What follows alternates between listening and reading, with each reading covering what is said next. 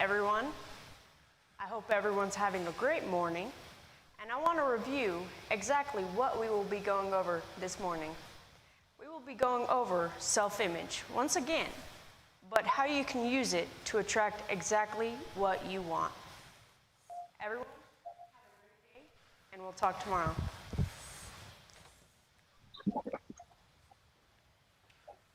Good morning. Good morning, everyone. How's everyone's morning? Doing great. Going well. Good. Wonderful. Wonderful. Anyone wants to share win or something that they encountered yesterday that they start correcting the way they're thinking and start using the laws and start using the information that we're teaching? Can someone give me an example or something that has happened that you want to share with everyone? When we share with everyone, when we start sharing, someone else can utilize and use that experience, because we're pretty much, the biggest teachings or learnings are the experiences. So, anyone?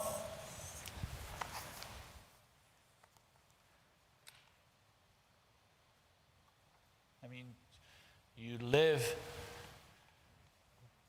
with this information 24/7, 24 hours a day. For me, it's speaking. I can speak for long terms, but when it's like a split, focusing on what I'm saying in the mornings, I think that's one that I'm starting to get better at. You know what I mean? Yeah. So it's been a challenge. Well, not a challenge. I've just been getting better and better every time. Good. I have so many. I deal with a lot of people during the day, between individuals that I coach and our employee and my business partners and quite a bit of people. And I can give you an incident what happened. One of the incidents that happened yesterday was somebody, I was talking to somebody, and this individual was telling me how bad things are. And I was looking at him and listening to him, but I wasn't listening to him. I wasn't taking that information in. I wasn't letting his reality or his experience or what he's seeing affect me and affect my state of mind. And I was not internalizing it, because I knew he's looking at the world from his perception, and I don't have to look at it that way. And I start imagining and seeing what is it that I want to see, not what he's talking about. He was talking about logics. He was saying, hey, these are the facts, Taha. This is what has happened, and this is what we need to be doing. And I said, no, we don't. Why don't we start thinking about how it can be done better? And he's like, oh yeah, okay, I am mastermind. He told me that, and we laughed. I said, yeah, this is what we're going to think. Sometimes during the day, we're not thinking, and a lot of times, we're not thinking, and we want to make that individual comfortable, or we want to tell them you're saying something very important, and you start agreeing with it. It's like empathy. Start saying, oh yeah, you're right. And then you immediately, when you do that, you bring your state of mind, you're vibrating somewhere higher. Immediately when you start agreeing with it, with that individual, you immediately match your vibration where they are. So you need to be cautious, and you need to be paying attention. What is it that you're thinking about? Or how you're reacting, and what your starting point is. Can anybody tell me an example of something that has happened to them yesterday? You're constantly, if I walk with you or Abraham walk with you all day, we can just Stop you, correct, stop, correct, stop, correct, stop, correct. That's how you're going to get better. I'd like to add something, Taha. I appreciate that example because I am going through that exact situation right now. And I'm catching myself. Thinking about that a situation as I lead a team, because I have one person on the team that is very negative, which, I mean, as we talk about identity and the identity process, there's definitely a connection, because when I hired her on the team, 4 years ago, that's where I was vibrating at. And now that I am working on myself and working on moving the team further and more positive vibrations and things of that sort, I can see where her paradigm is, and I can see how it affects team morale, and I can see how it affects leadership. So I appreciate that story, because I'm going through that exact thing in my leadership today. So yeah, and I'm catching it. I mean, so everything that we do day by day is very much relevant, because we do, like you said, we do interact with it on a daily basis. And for me, taking in all the content that we're learning and putting it into application, and really focusing on who I am, I've met my paradigm face to face here the last couple of weeks, and it's been an eye opener for me, and I'm having to rebuild that image so that I can be who I envision myself to be.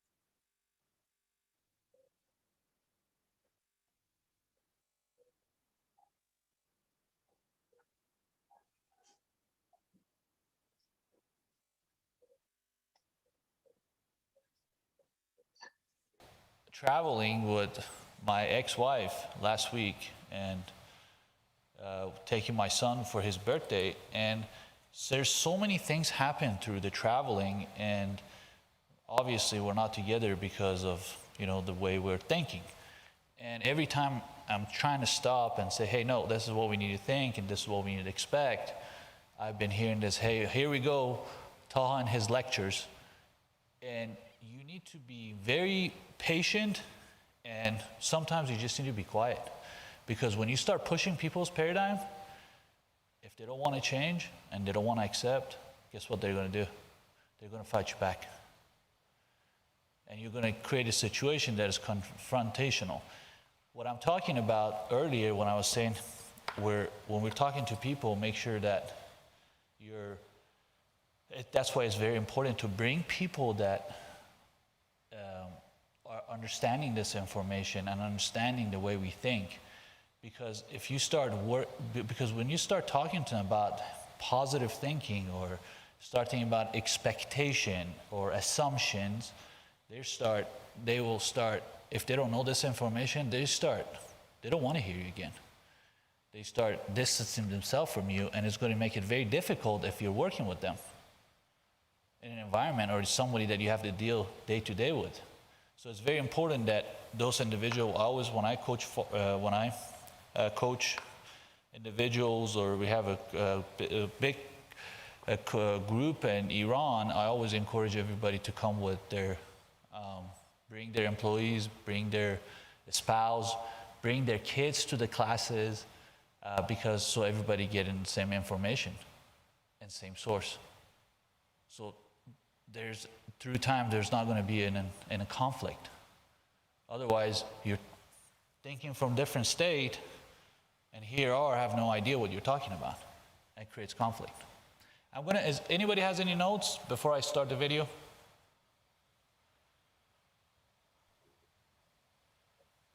Everything around you is demonstrations. Everything you're experiencing, everything that's happening around you are demonstrations of happenings. But it's very important that it's demonstrations of your consciousness. So understanding this importance of conscious awareness,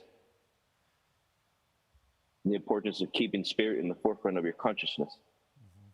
So that's what Taha was just talking about whenever he's saying being aware of that and having spirit in the forefront of your consciousness. So that means if you know that you're energy, your responsibility is to discern how you're going to demonstrate that energy and being more aware of how to demonstrate that energy with other people and be able to work with them and guide them or teach them how to overcome their own ideas, how to create their visions. Everything is expressions of spirit consciousness. The more we become aware, the more we'll begin to choose how we will demonstrate our spiritual consciousness. Thank you, Abraham. We're going to play this video today. Go ahead. I wanted to say something. This week, I had a very eventful week. I guess you can say it's a aha moment, a reminder. But I know that we were talking about writing about chapter 4, and so I had written whatever comes into the mind or others are feeding your mind. So I had a situation where, an individual was, demeaning, but not just to me, but to others throughout the week before too, and to myself this week. But that reminder yesterday as well is to, their paradigm is completely different. And so I had to tell myself, stop, reflect, leave the other person's space, and then just realize that their feelings are based off of their reactions, and they're not in that positive awareness and state of mind. So my job is to just, leave and not let them affect myself and my positive image towards the way things need to be in my thought process. So I just need to recenter and go back. And then it just, in my mind, I kept thinking about what Taha and Abe were saying, which was, let it go and let them do their thing. Just, continue on, not letting their emotions or their situation affect you in the present and in the future. So I just wanted to say thank you, guys.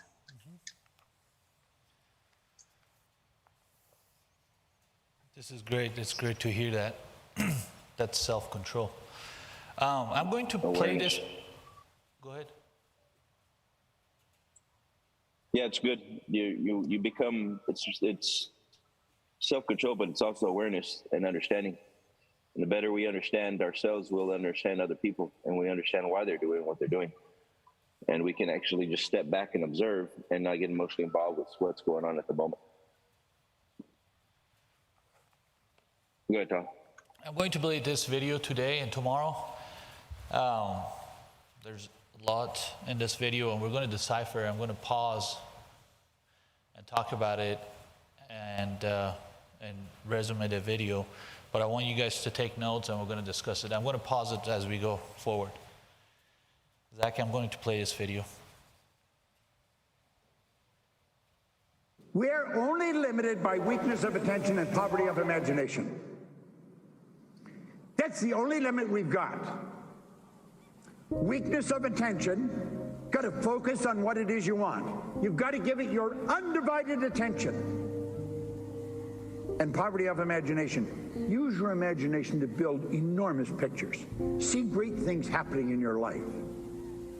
Make a decision to become one with whatever you want.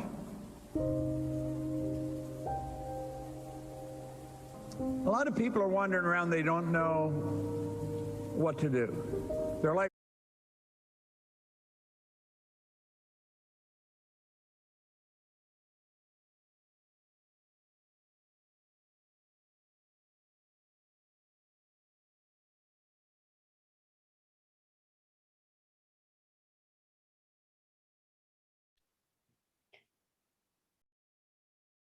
one thing for me that I can, okay, just deciphering, you are limited by weakness of attention. It's to bring that awareness to those weaknesses and pay attention. Your attention has to be on what is outside of you that you are letting affect you. For myself, I've had to learn to let go and understand it just is, and not try to have control of a certain situation, of how a person is reacting, and not let it affect me. So for me, just to have a stronger,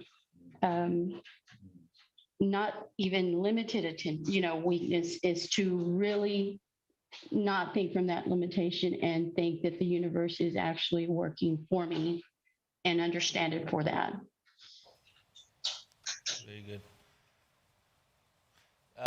When Bob talking about weakness of attention, there's a very important, this is very important, everything is very important subject, but we're talking about two different kind of attention. I want to make sure you guys differentiate these two.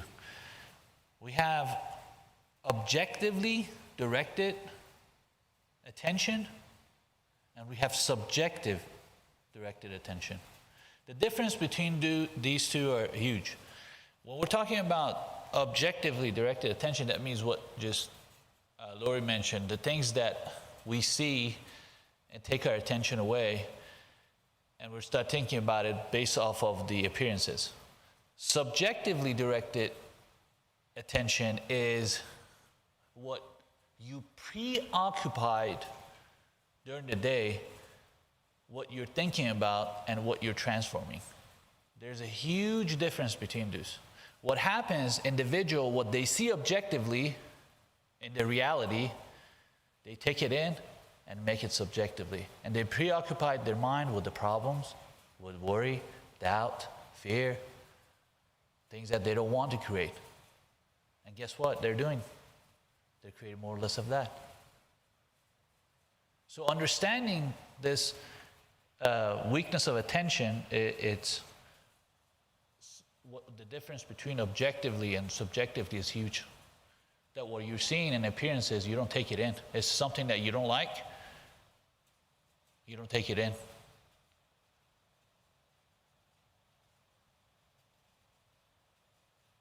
Any questions? Any takeaway? What Bob said about weakness of attention and poverty of imagination? What does poverty of imagination mean to you guys? What does that mean to you? Not staying in that creative state, and just staying in the imagination for what you want to see. And it could be objective or subjective. When you want to be in that creative state, you disengage from your outer world, and you're staying in that imagination on the things that you want. Anyone else? Majority of the people. Go ahead. I was just going to say it's also the self-image and the belief of your imaginative capabilities.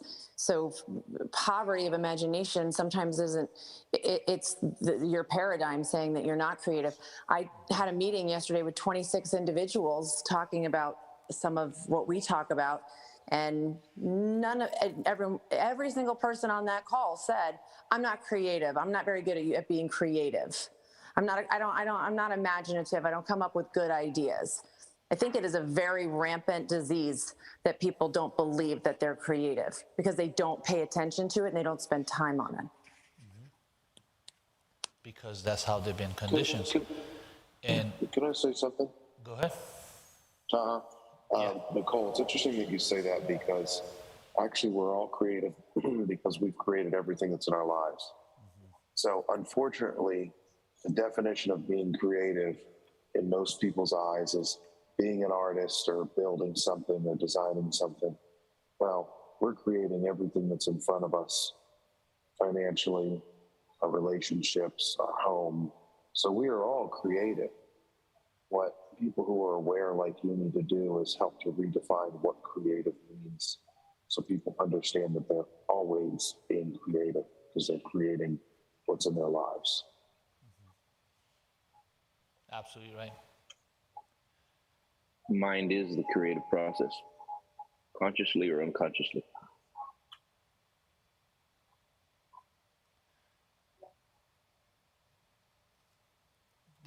I think one good key aspect to hit, guys, Taha, this weakness of attention. When we're not controlling the direction by giving order, right? Order is given by a vision. So when we never put the vision in our forefront of what we want to create and what we're attracting in our life, we go back to our self-image. The self-image gives us the order and the vision, and that's why we go along every day just doing things. I'm gonna go back to it again. When we don't put a new vision that we're working towards, which would give us a new order, the same mind quickly and automatically, it needs order. And the moment it doesn't have order, the mind goes back to chaos. So the mind immediately brings the self-image back to the forefront so that you have order again and you know what to do next.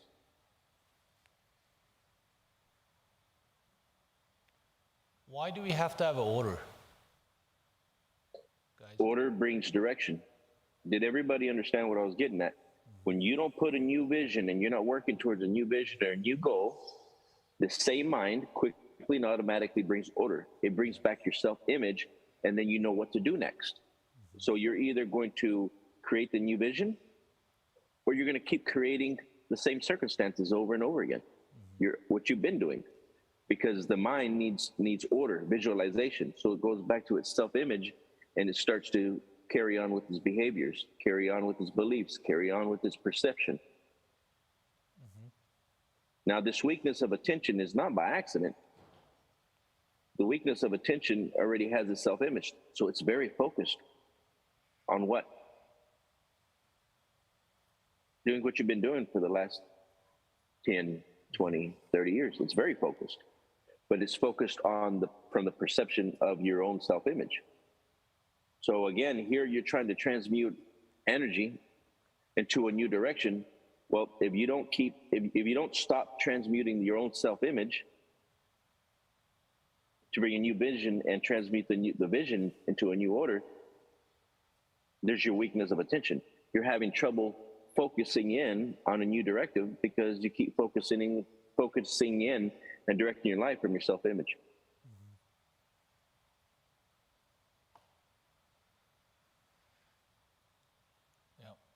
If the reason, but that's Abraham said, the reason you have to have, or the reason to have an order, to create order, you have to have an image, because without an image, your mind is a state of chaos. When we say chaos, that means the program is going to run behind the scene and is going to determine what order you have in your life. What is it? The rearrangement of the things that you see according to the order that you have in your mind. Yeah. But the order is probably really what you don't want anymore.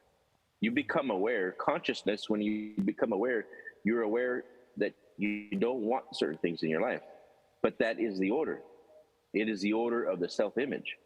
You've been unconsciously ordering things because you were programmed. And you're existing outside of yourself.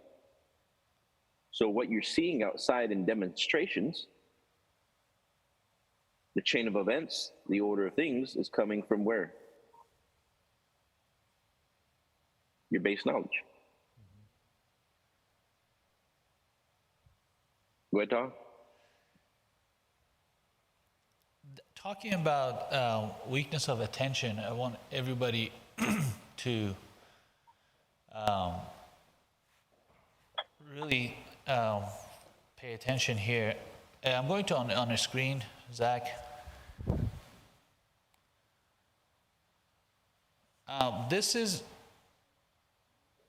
We're starting our day and we're finishing our day, right?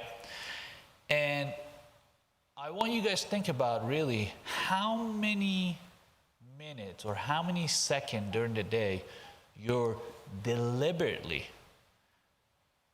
subjectively paying attention to what is it that you want. Think about what is it that you want. This is what happens. You come to the Scale for Life class. This is an hour that you're in. This is blue that you're subjectively, deliberately paying attention to what you want and you're learning, right? And then during the day, you go and encounter objective world, right? And this black line is that you're all over the place and you're not subjectively thinking. So I'm going to say blue line is subjectively and deliberately thinking about what you want. Your mind is preoccupied by it. What Abraham talking about, I walk with purpose. You start thinking about that purpose. And then during the day, this black line is you're not. And then for a little few minutes, you think about it. Again, you go back to paying attention to your day and your objective world. Then at night, before you go to bed, I was like, oh yeah, by the way, I like this, I want this. Then you go to sleep and you get up, same thing. Look at 24 hours or 16 hours that you're up. You know how many times you deliberately start thinking about subjectively what is it that you want? What was your mind preoccupied? What was your mind preoccupied with? Think about that. I promise you 16 hours out of a day, maybe you were preoccupied by what you wanted for maybe 3 minutes.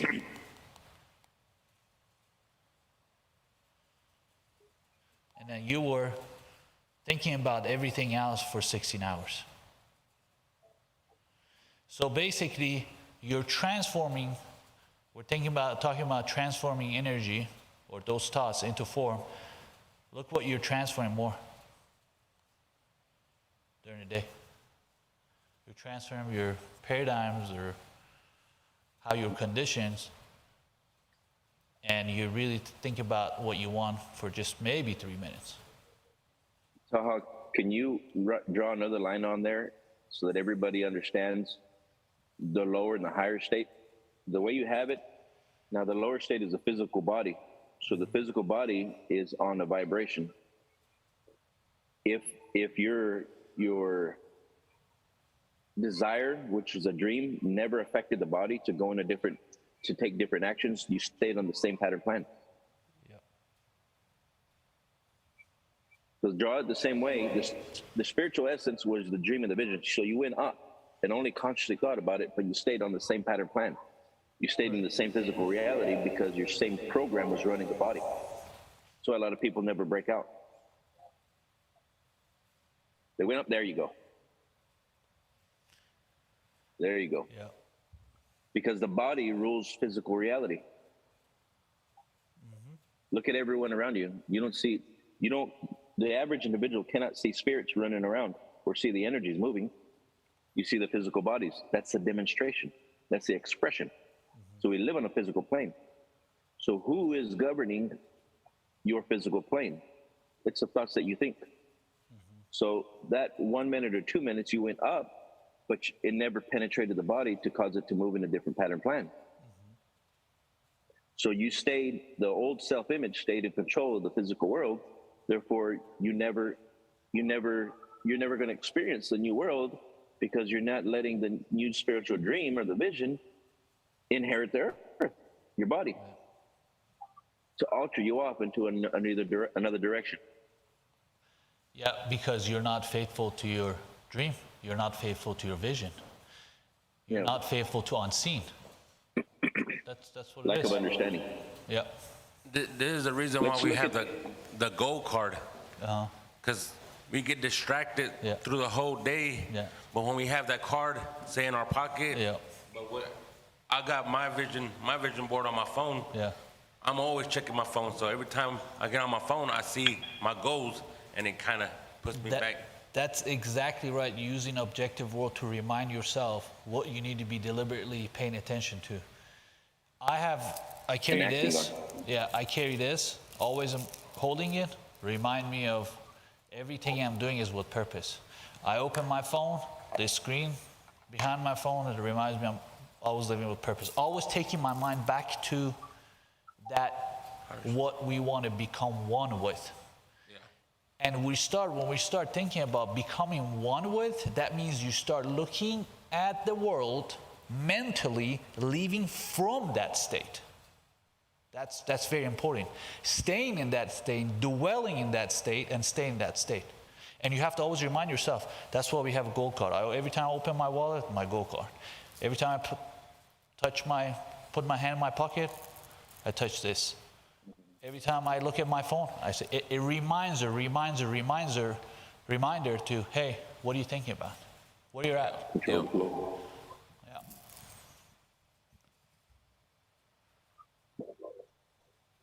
Anyone before I move forward? Real quick, Tom, on those lines. Can you pull those lines up real quick? Yes. I want everybody to look at those lines as well. There's conscious thought, which is your intellect, and then there's a higher state. Go back to the same drawing you had. Yes, here. So when you look at the lines, here's another demonstration of the same thing. The physical body is going to demonstrate what it's in tune with, your ideas and your visions. That's the subjective mind already has its governor. It wants to go do what it knows how to do, and people stay trapped because it's working from its own paradigms. Yeah. If you look up on the top, those high points, maybe you heard this for an hour and then you think about it later on for 2 or 3 minutes, and then you think about it again 2 or 3 minutes at night. It never took control of the body. So it never altered reality. Yeah. Never rearranged reality, yeah. Right. So let's look at a different way of the demonstration of how consciousness, and when I said you must keep spirit in the forefront of consciousness, that means you know that you're not the body. So spirit is going to control the ideas that you play with. You must keep spirit in the forefront of consciousness. If you don't put spirit in the forefront of consciousness to intervene and choose the images that you're working with, your old program is controlling your behavior, and your old program is still thinking. Now, if you look at those lines, how many of you right now went on different thought trips? You're here, and you're hearing the words that we're saying, and you got emotionally involved with the word, but the word triggered your mind to take you into a thought trip. Let's go back to Taha's lines right there. You're going to see the demonstration that your mind was on a plan. All of a sudden, there was an emotional impact with the word, and it took you up. And then you started to take the idea, and it took you into the dream world, and you fantasized that idea for a little bit, and you were on a thought trip. And then you came back down to hear and then listen what we're saying again.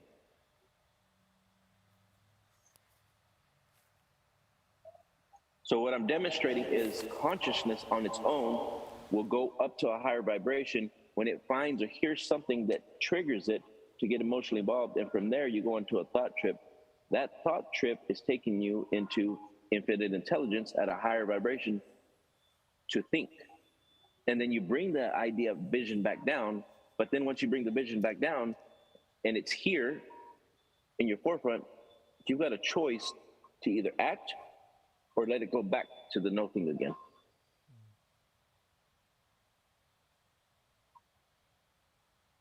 What we've been doing is teaching people how to go to that higher vibration, take the image and keep it in the body and act the vision out to and through your experiences.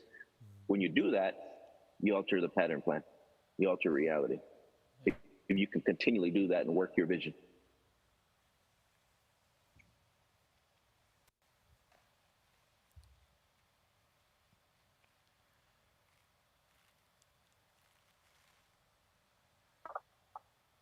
I'm going to start playing the video. Life isn't going where they want it to go. They're not doing what they want to do. And they're stuck. And they don't know how to change it. You see, we've got the ability to create the kind of life we want, but it doesn't happen by accident. Yet, if you don't gain an awareness of who you are and what makes you tick, odds are pretty good you'll never be free. Most people live in a little cage of their own making, and they don't even know it. You and I are God's highest form of creation. There's nothing on the planet that will equal us.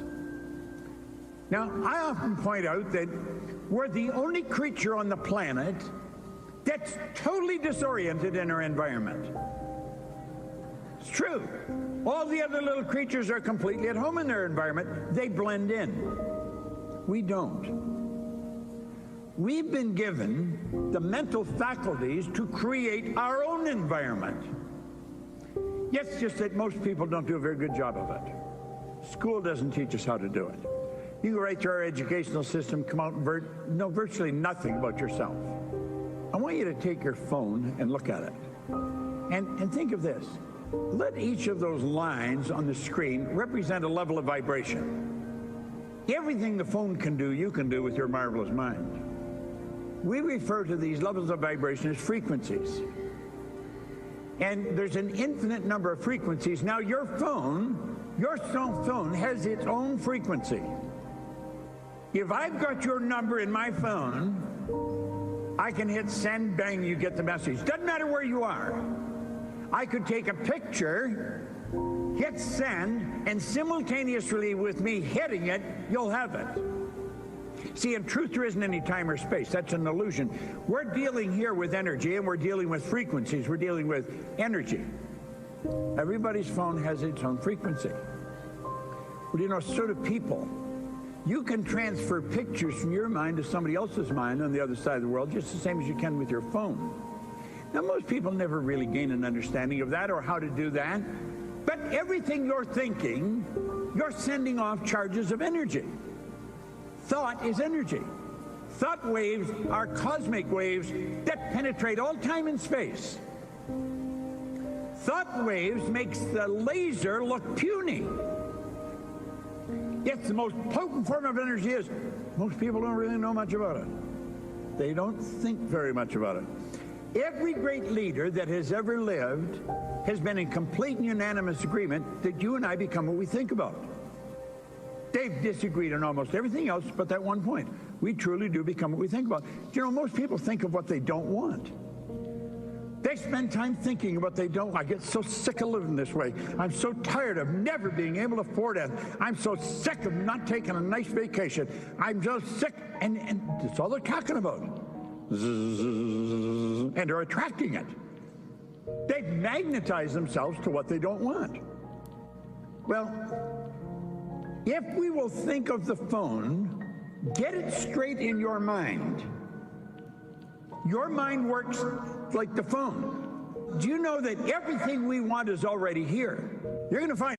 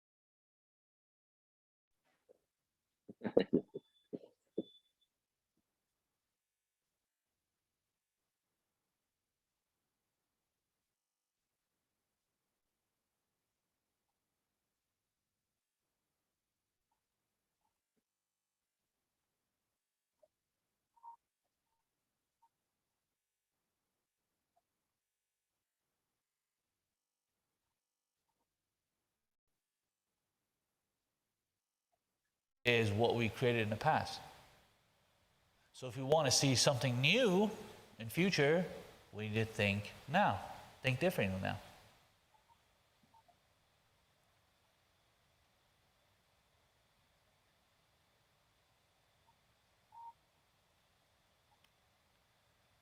that bringing awareness?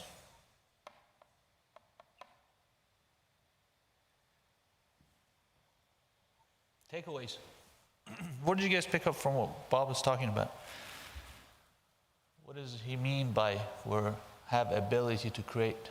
We're the only form of life that can change its reality based off of their thinking.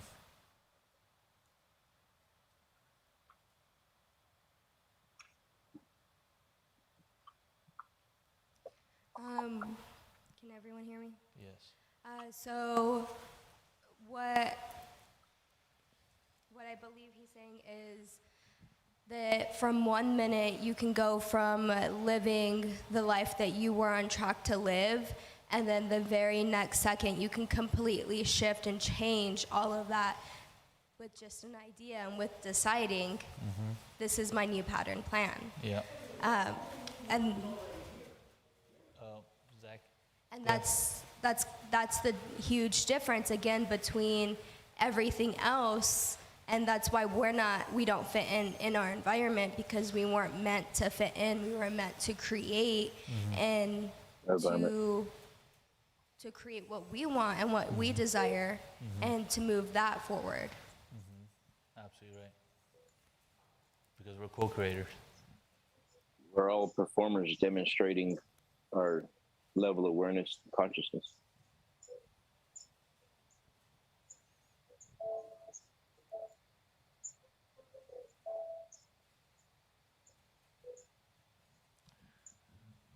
Anyone else? I think you guys on the call need some coffee.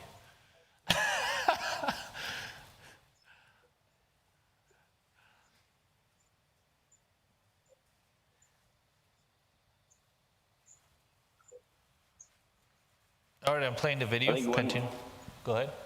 I think one good aspect to bring up is the creative imagination. When we're children and when we're in school, they're telling us all the time, they're telling children to look and pay attention to what I'm telling you. Yeah. They're telling you to focus and stop imagining. So a lot of it is, it's programmed into our behavior to think that we're not creative, and then not use that creativity to create visions, and then to play with the visions, and then actually live through your vision and decide what you want to experience. Think about that. Nobody's saying, hey, guys, children, let's sit down and let's start using our creative imagination and let's start visioneering. And then let's sit down and imagine a place or a thing that we want to experience. And then now, once we have the vision and we know what we want, now let's work the plan backwards, right? So that we experience our vision. And this is what we've been doing this with our kids, but they're not doing that in school. This is what we're doing with adults.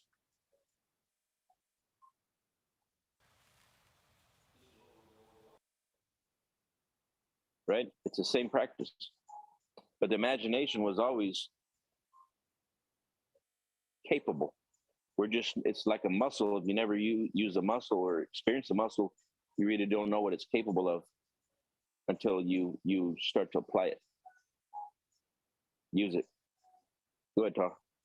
And when we're talking about this, for me, when I start learning this information, for me it's, okay, so somebody might be in this call and say, okay, well, how this happens. When you start using imagination, we're using imagination without knowing, but when you start consciously putting your imagination to what you want, you have to understand there are things that behind the scene that rearranging, your reality is rearranging itself, and it's always there are bridges to these sequence of events that start unfolding, because you don't see them right now, because in your room, in your office, in your 3D world, because you can't see them, you think it's not happening.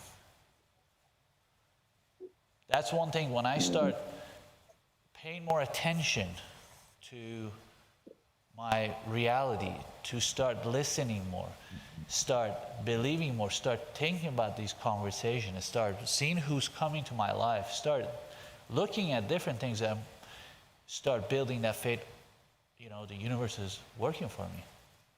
It's always working for us. Your vision. Yeah, always according to your vision, according to your subconscious mind. So when I say, this is very interesting, when I say the universe is always working for me, individual thinks he shouldn't be thinking, and the world is butterfly and roses. I don't know what they say. It's not. It's according to what you think. If you think of negative and you think this is a dangerous world, this is not a safe world, that's what you're going to see, because it's always working according to form of your subconscious.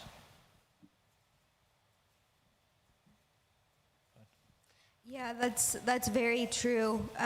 We have to be aware that whatever we see and whatever results that we're getting, we are creating that.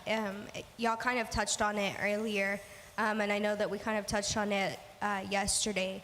But whatever we're thinking about, we're creating, whether that's positive or negative. And that goes back to thinking about throughout your day, if you have a result or something that happens, that it's taking a step back and going back and asking yourself, why did I just create that? And then understanding that you created those circumstances and results, and taking a step back from that and making the decision, okay, this is what I need to be thinking instead in order to create different results. A lot of people that I've been seeing, there's been a lack of responsibility on things, and whenever I see that, I take that back to myself, because if I'm seeing that, then there must be a reason behind that. So I've been going back to what am I not taking responsibility in my life, and how can I do better with, and how can I create with my level of understanding right now to progressively move forward. So anytime I see any situation or circumstance in life that I don't necessarily agree with an individual, I take that back to myself because I'm seeing it. Yeah. And I go back and I do thinking towards myself, what am I doing at this moment to even be seeing this? Yeah. So how can I change? Yeah, that's amazing. Internalizing self-recognition. That's amazing what you're saying. At your age, you have that understanding. That's great. That's exactly right, because when you start seeing something, you said making a decision. You immediately, when we talk about making decisions, it's not just, oh, I make a decision. Making decision means I'm going somewhere new because I don't want to see what I'm seeing. Making decision means I'm going to rearrange the order. Are you guys listening? Decision is huge.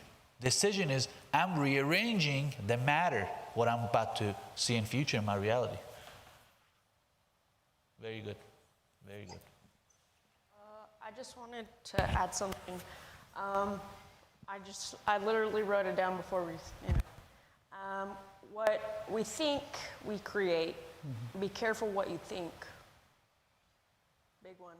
Yeah. Because what you think about, you're bringing it into form all the time, whether you like it or not. So make sure you're putting the positive and not the negative. Good. What's the vision? Go ahead, Abraham. With the vision. Only anytime you're working or thinking, always go back to your vision. The vision will bring a new order. So a lot of times some people are worried, well, I'm getting negative, or I'm getting negative results, or I'm thinking negative things, or I need to control my thought. Keep going back to your vision. Am I working my vision? And if you keep your vision in your forefront and work your vision, you're always going to continually build upon your vision. And think about this.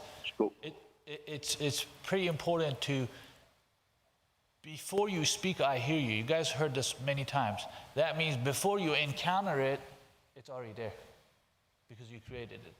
So that's why it's important to go back to the starting point That's you read it a lot in Thomas Trower's book. Starting point is where you start, just like Emma's saying, you start making decision to rearrange the future. That's where you need to be. We're almost out of time. We're going to play we're going to go to our meditation. Anybody have any question before I go to meditation, or notes, or anything that they want to add?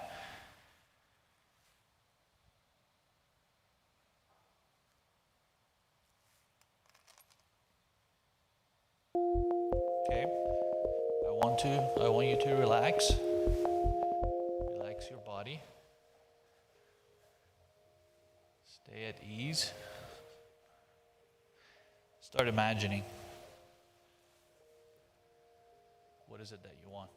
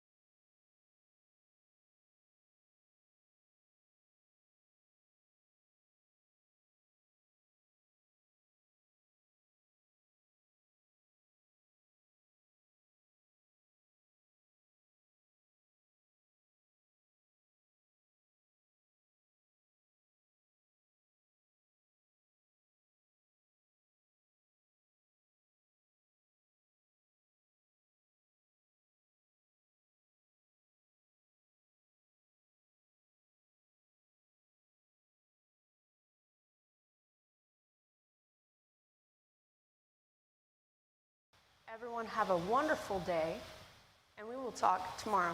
Thank you. Thank you. Thank you. Thank you.